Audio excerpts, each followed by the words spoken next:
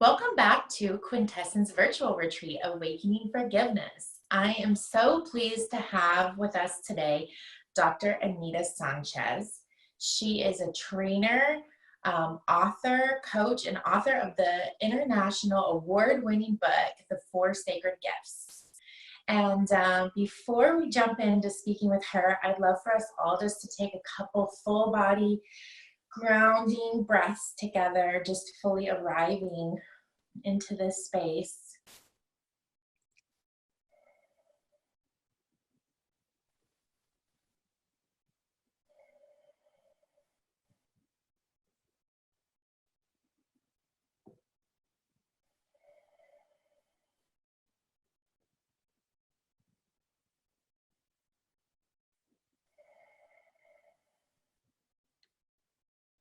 And I just like to invite everyone to take a minute and check in with yourself and see what you'd like to really receive from this session today.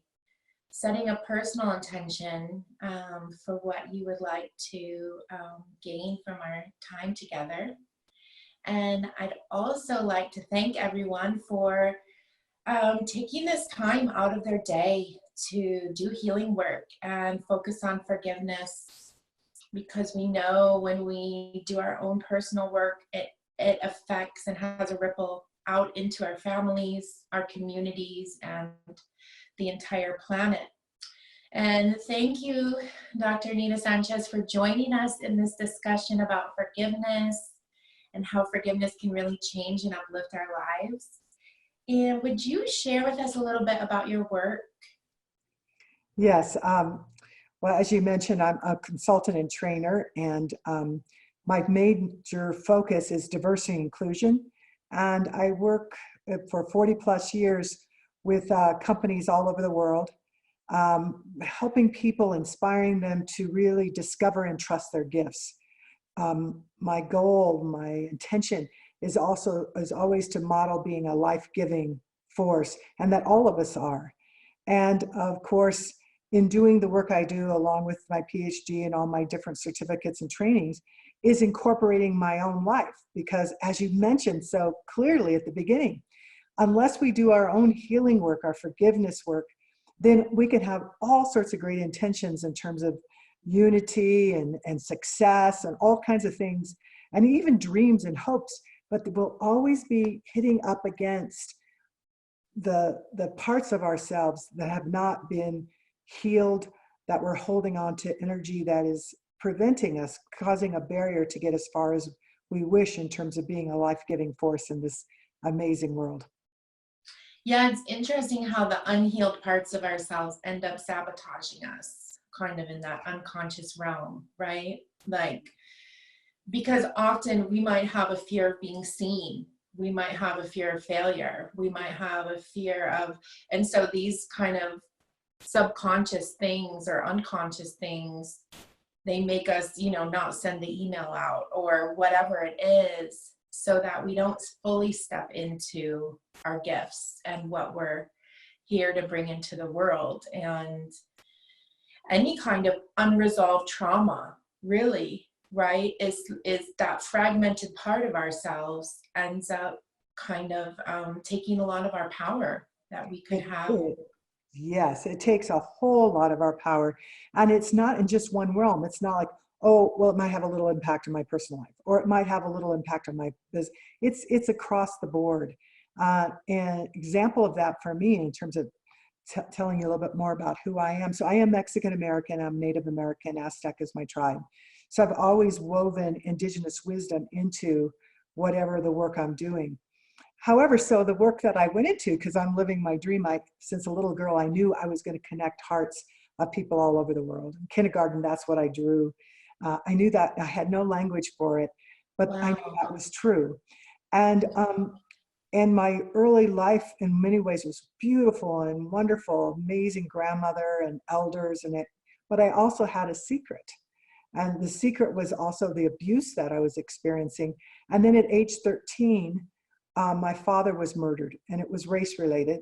He was mistaken. He went after work. He was an alcoholic, and after work, every day he would go and have a beer at the neighborhood bar. And this one day in the 67, 1967, a white man returned where early that day he and a black man were having a fight. My father was very dark complected, so he mistook him for the person. He fired several bullets and killed him on the spot. Well, as you can imagine, I was 13 at the time. That's pretty major. That's, yes. Very, very Those major. are, Yeah, yes. thank you. Thank you. But I think this hopefully will be of help to what you've been expressing from the start, and you're doing this amazing work, which was that, of course, a lot of healing processes and things needed to happen, but I did go forward in living my dream, knowing I was going to connect hearts. So diversity inclusion, I began very young, went to college at 16 and very, very young, starting my company and going out into corporations. Now, the week after my father died was the murder itself was pretty horrific. But the week after, a white woman and her young son, who was probably around my age, arrived at the door and introduced themselves to my mom and me as the woman, the wife and the son of the man who murdered my father. And she began saying things like, you know, I needed you to know he was a good man. He never would have done this if he knew that your husband was Mexican and Native American. He thought he was black. And she began saying these negative, very bad things about black people. And my mom, I remember her shaking. I've never heard my mom ever yell at a total stranger. She'd get after us, but she yelled at her and said, "Stop, you don't even know what you're doing. You don't even know what you're saying. You're teaching your son. I want you to know I'm going to try really hard to pray for your soul, but you get off my porch." And that night she told us all, she got us 6 kids together, age 9 to 18, and explained to us that a white man murdered my father, not the white race. And she showed us a Wow. newspaper where my father was laying on a pool of blood in the bar where he was having a drink. And she said, "Now this is racism. This happens in the Kansas City Star. Whenever a person of color has violence done to them, they show it all over. But if it's a white person, they don't. And that needs to change." Well, fast forward now, some 10 years later, I'm teaching and training in the corporations, in the business world. And I'm really gung-ho that I want people to not only care about each other, I want them to fall in love with each other, that they bring out their gifts and they can do just amazing things, more than you can do on your own. However, I began having the dreams of this whole occurrence. And in it, it was unsettling because the boy's face I couldn't see. Everything else was clear. And over time, the boy's face became clearer and clearer. And I understood that happened in part because I was doing diversity and inclusion, as I still do, and white women, white men, as well as people of color having conversations. And I was listening to day after day, week after week, of white men and white women telling stories about how many of them, their parents told them they were better than people of color, but that Wow. they didn't believe that. They loved their parents, but they didn't believe that. And they were doing things to change policies and behaviors and stuff to make this a world where everybody was appreciated. It had nothing to do with the color of your skin. And over time with that dream, I could start seeing, Maggie, I could see this young white boy's face. Mhm. And so the sense I made of that, finally, it was clear that I know to this day, if I saw this man as a grown man, I would know who he was. Wow. Because what I came to understand, and this is really critical about hurts and mistreatments and why we need to forgive, is even though I thought, I had done a lot of my healing work, there was still vestiges of it in me. And that young girl, that 13-year-old Anita, really believed that that young boy was going to be like his father, that he was going to, if not literally, figuratively do things to harm and hurt people who looked different than him. And what I was experiencing in my work life then were all these people who were saying something different. So that as an adult, what I realized is that that young girl, Anita, I can have compassion for her. She lost her father at age 13. But that young white boy lost his father too. Yeah. And I took away his humanity. I literally took away his face because I thought he could only go the same path. Right. Instead of releasing that pain and believing that, he may not have. And he found all sorts of different ways. So the work that I was doing, important work, But if I didn't believe in what am I doing, if I didn't have, that was causing a barrier to go further. So like you said, it leaks out. Either you don't trust enough or you're not confident enough. There's that doubt. And so if that was a huge shift when I let that go of forgiving the man who murdered my father, but also forgiving his family and this young white boy, and that we all, you know, we can all have hurts and mistreatments. We can do hurts and mistreatments to others, but if we can let go, forgive ourselves and correct, then we can be that life-giving force that I was talking about. Yeah. And that's an interesting part of forgiveness, is when we allow space for the other person to change. Yes. Right? Yes. There's a part of forgiveness, they say, where you allow the other person to forgive you. And I find that so interesting too, right? That's like, because we can get in this gridlock energetically sometimes with people, and that projection that we can have, right, onto the other person. And so clearing all of those tentacles kind of anger and resentment that we can hold. Absolutely. And so, speaking on forgiveness, would you share with us a little bit about what your understanding of forgiveness is? Well, I think forgiveness is quite extraordinary because it's a kind of spiritual alchemy, you know, where you take certain ingredients, but you combine and it creates a whole different new thing. And so I think by releasing the energy, forgiveness is releasing the energy of the hurts, pains, mistreatments, big ones, little ones, and freeing yourself from the prison of those, so that you allow your energy to flow to be more about self-love, really is what I found. So it's the letting go of that. And I think it's really important, because people think forgiveness is about something out here rather than inside here. And forgiveness really is, I found, it's a path to freedom. It's a pathway to self-love. It's a pathway to your own divinity. It's a pathway to trust, to confidence. What it is not that I think stops people as I speak to them, they have a different notion about forgiveness. So forgiveness doesn't mean you're weak. Forgiveness doesn't mean that you're not confident. Forgiveness doesn't mean you forgot what happened. Forgiveness doesn't mean you betrayed yourself or betrayed the group of people. If it was one of those big hurts and mistreatment that happened, you know, like genocide to the indigenous people, it happened all over the world. It didn't work, thank goodness. There's lots of us here. But forgiveness really is about saying that I love myself enough that I'm going to release this energy so that I can use my energy for what I want to create. So you may be using your energy to shift, to change systems and structures that allow for the continued hurts and mistreatments. But it's not dealing in the past of what you can't change any longer. You know, that's the past.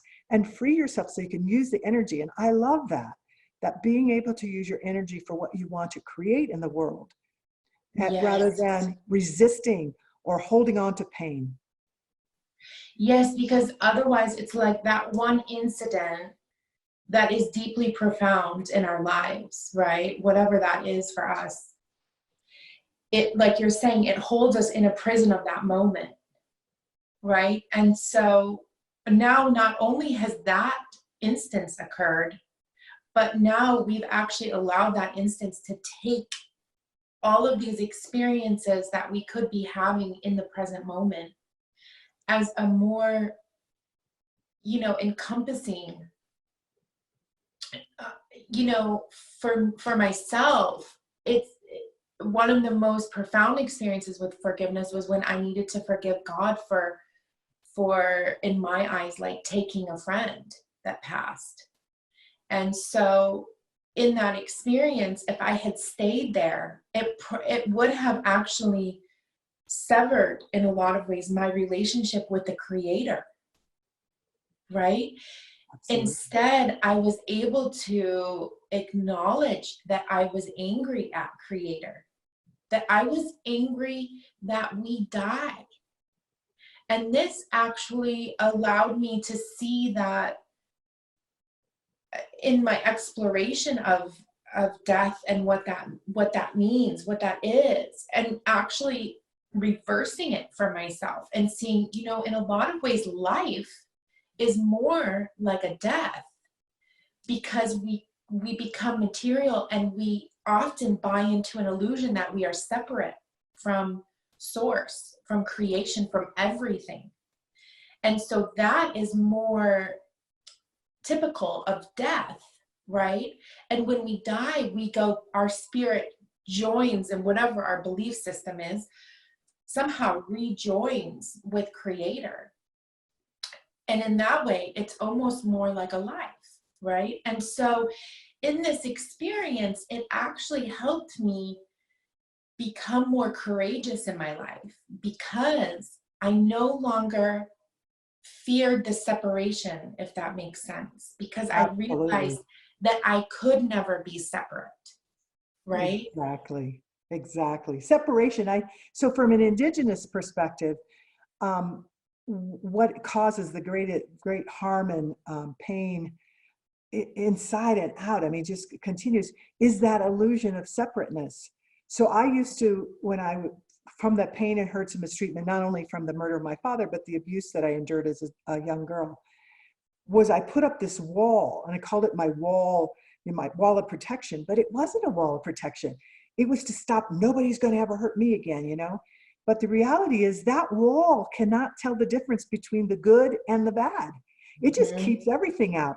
So all these possibilities in my life, all the things, as wonderful as my life has been, I'm sure I didn't even sense or see the friendships I could have had, the colleagueship, the kind of collaboration really early on, because I was protecting myself, and it was killing me. It was really killing me, because you are, as you've talked about, being cut off from your own divinity, cut off from source, whatever that may be, whether it's God, Allah, universe, energy, or whatever. So when I started lowering that, which helped other people who were caring around me, started seeing things in me, you know, in my teen years that I didn't even see. And I was like, how could they see that if they only knew that little doubt that goes on in your head if you haven't been doing your healing so that you can own your own divinity? So as I started lowering that, it shifted things. And so I'm really clear that I don't want that barrier, that illusion of separateness.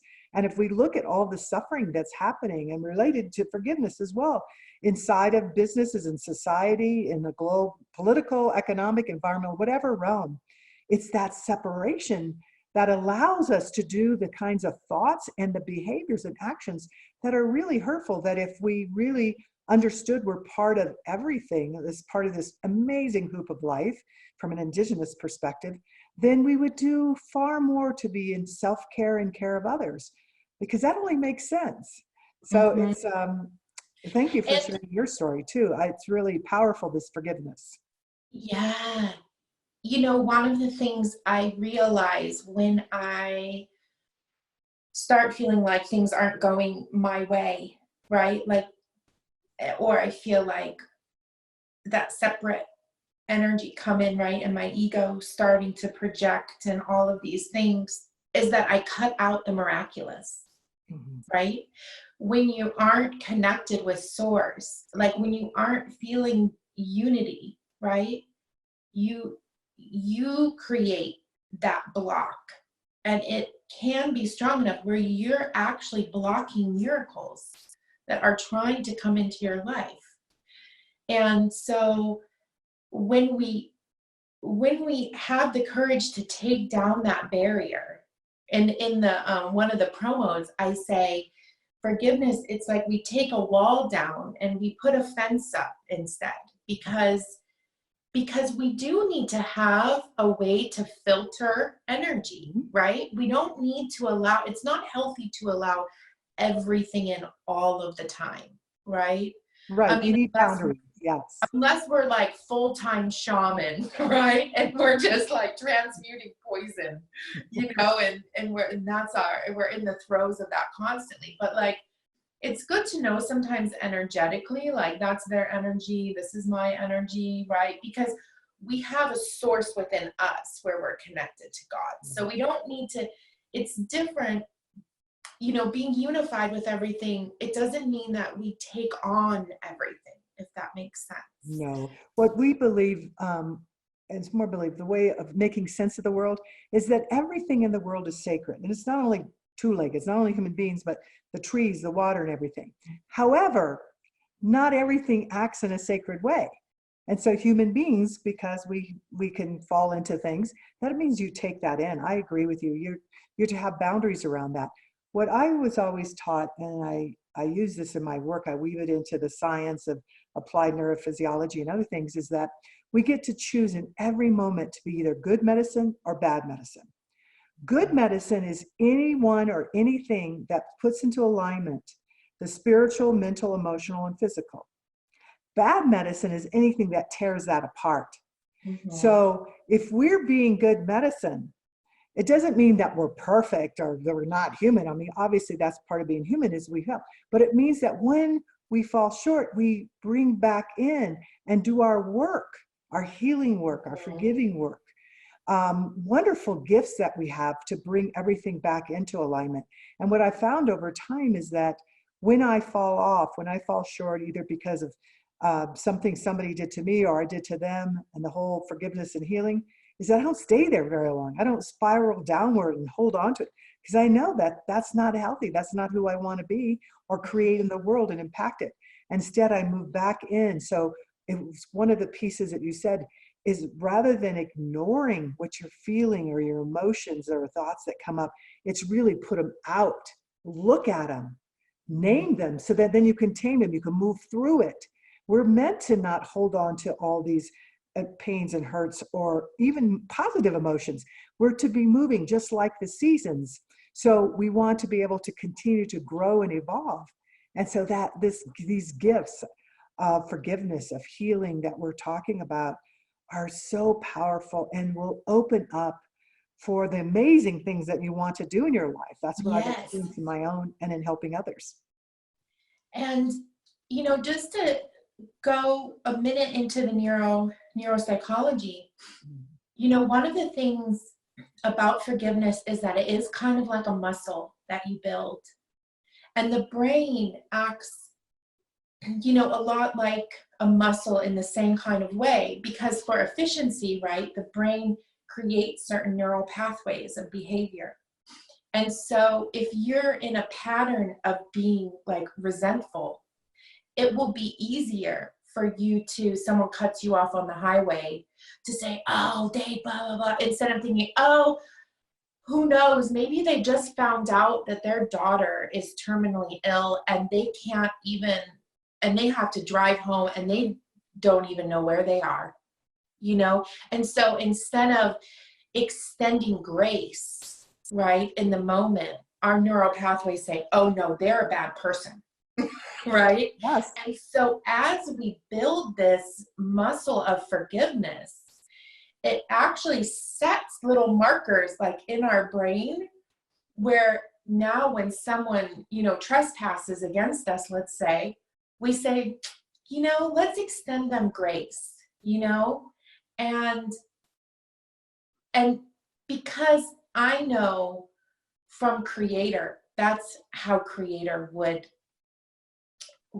suggest I behave, if that makes sense. Like sometimes I feel like my person can't forgive, but if I go to the perspective of Creator, I can forgive, if that makes sense. Yes, you're going to the perspective of your own divinity, which of course is part of the larger divinity, that we're not separate there either.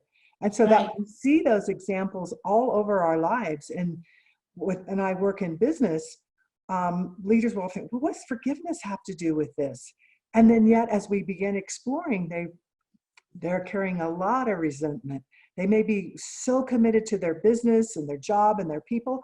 However, they're on their second or third marriage. They've not, and if it's the first marriage, they haven't been to their children's. They maybe made 50% of the birthdays of their children. They don't know, you know, all these things that build up resentment and then turn into shame against oneself. And yet then when they see that something's not happening in terms of their goals and objectives, or to their people, with things happening not in a positive way. And then they began doing their own work, and leadership has a huge impact. So we're leaders, all of us, of our own lives. We're leaders in our families. We're leaders in our communities. We may be leaders in a business, whatever. We all have power and influence. So cleaning that vessel and allowing new neural pathways, new knowing that, wait a minute, I don't have to have my primitive brain come on all the time and say, protection, protection. I love my brain. I know you're trying to help me, but I'm conscious enough to say, this isn't that. So that's the other thing that happens, I see, in going into organizations, is that something happens and it triggers in someone, has nothing to do with the present. It's an old hurt and mistreatment, something they haven't forgiven. And then they react, and it costs people. It costs people promotions. It costs good working relationships. It costs in terms of meeting deadlines, all sorts of ways. And we could just let go. So this thing that we're talking about is huge.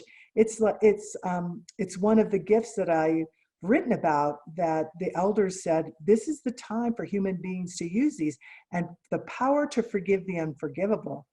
And I smile. People, you're the only person that smiles about forgiveness, because it is a life-giving force to be able to get rid of that energy used in a way that just keeps you stuck, and be able to then give it as a life-giving force. Yes.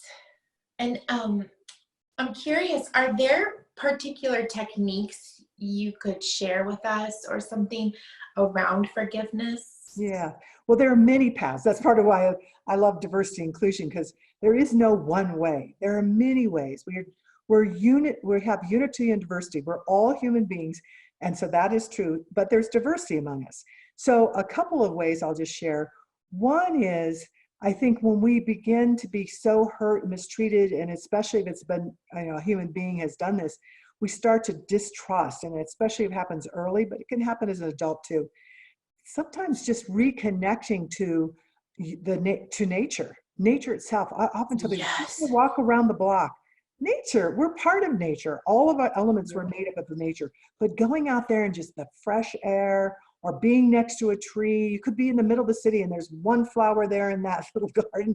Just being with that can give you the space and the grace, as you were talking about, to be able to realign and to be able to say, I can work on this. Because one, your mind, your spirit works in a way that if an issue comes up, it's because you really do have the ability to work on it. And rather than run away from it, that's one of the ways. Gratitude is the second one. And then so every day I always begin with gratitude. I end with gratitude. We already know from research that gratitude has a powerful, powerful effect on us. It gives us the muscle, as you were talking about, the strength in the muscle, that we can do the other harder work of the healing and stuff that we need to do. And I just think that nature, gratitude, and then the key things that I've seen on healing. Now, this is from studying indigenous groups from all over the world, so I don't know all of them, but there were some elements that I saw present.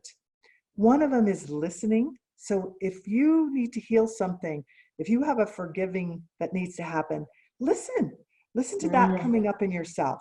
Don't push it away. Listen to that. It's important, and listen to others.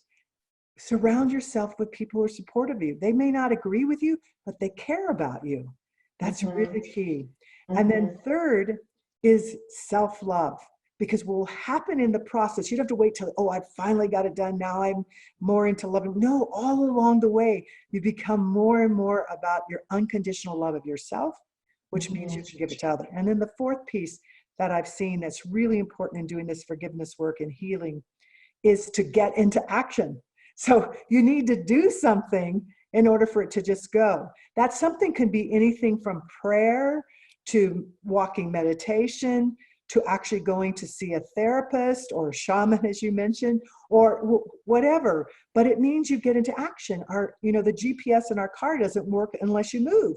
People say, well, why doesn't it tell you where to go? You've got to move. So we need to move on behalf of ourselves, and then on behalf of everybody that we touch in our lives, because it all impacts.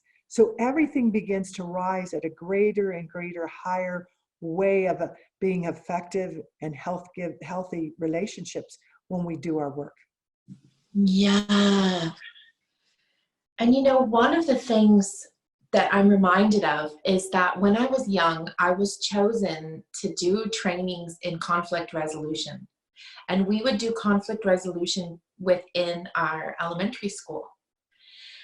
And one of the main parts of that was listening to the person say their grievance and then paraphrasing it back to them. Is this correct? And then the other person. And what I'm thinking of is how often we don't just speak our grievance to someone in a way that, claims in an I statement. That's what these would be. I'm feeling, sad because, you didn't call me on my birthday. Right? So that would be something where your ego's like, well, they just forgot or whatever. But maybe it's staying in your heart. And maybe this person, I mean, I know I just chose something randomly, but so often it's like this, right? Within our families, something like this, and we continue, our mind will just build upon it, right?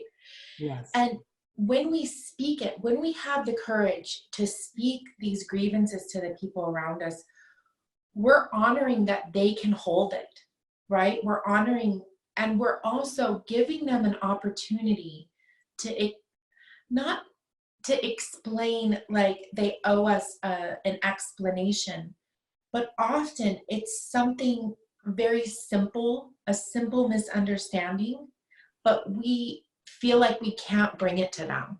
Does that make sense? And so that's another thing with forgiveness is, kind of doing the work, getting your equanimity around it, kind of removing the charge, and then seeing, do I need to talk with this person about it? Because sometimes that is the appropriate behavior. And sometimes the person, just in them listening to you and acknowledging that made you sad, right, really can heal the heart and heal your relationship with the person. And now they know, because you expressed your boundary, now they know that that's a boundary for you, like, or that's something, right? And so, just in kind of closing this amazing discussion, I'm wondering if you could speak about how forgiveness is a path to becoming whole. Yes, well, it definitely is. As I mentioned, forgiveness, for me, what I discovered in my own and in working with people is it's a pathway to your freedom, because you're no longer imprisoned, as we talked about, by what happened. It's a pathway to self-love, because when you are holding on to hurt and mistreatment, you're not being fully holy, to use that word, of who you're meant to be, which is this loving, compassionate, et cetera, type of human being. And so when you are able to forgive and let go, then you become more of that, more self-loving, and then able to give it to others. And then the thing that I got this summer in speaking to an elder, amazing elder, Basil Braveheart, a Lakota elder. And he said to me, I heard that you're the forgiveness woman. You've written about it, international award-winning, all these things, the things you're doing all over on forgiveness. And I said, yeah. He goes, well, I have another one to add. I've heard about your work. He goes, forgiveness is your pathway to divinity. And given, just let that sink in, a pathway to your own divinity. Given we're not separating, we are spirit, we are body, we're all those different levels. And so if we're cutting off from our own divinity, well, that's not good. Then we're not being fully what we can be here and contributing to this world that so desperately needs people being completely holy, fully here. So there's, in terms of our wholeness, absolutely, that forgiveness is a pathway. And everything we shared in our own examples and the different steps that people can take is just, I urge you, if you're feeling from this conversation and others that wonderful Maggie is doing with people on forgiveness, that heed that, trust yourself enough to lean into that and begin doing the work, and do it with the knowing that you are worthy. You are not your circumstances. You could have all sorts of horrible, hard things happening, You are far more than that. And the ability to forgive and to heal will help you to live your dreams. And Yeah. Yeah. that's where both examples of that, that you can live your dream. You don't have to stay stuck in hurts and mistreatments and not Mhm. forgiving. Mhm. Thank you so much, Dr. Anita Sanchez. You're very welcome. This has just been a wonderful discussion about forgiveness, and I'm just deeply appreciative for the vulnerable sharing that you did with all of us today, and the way you brought just this level of intimacy into our discussion about forgiveness, because as we all know, forgiveness for these deep wounds that we have is a very tender, it's a very tender thing. And I just love for us to take a couple moments and take some breaths together and just sending this prayer to ourselves and to the world around forgiveness.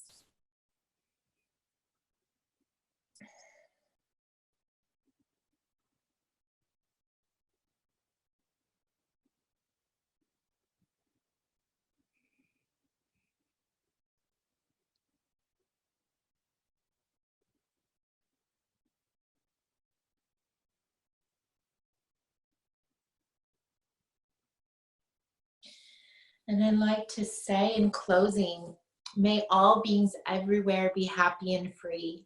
And may our thoughts, words, and actions contribute to the happiness and freedom of all beings everywhere. And thank you so much. Thank you.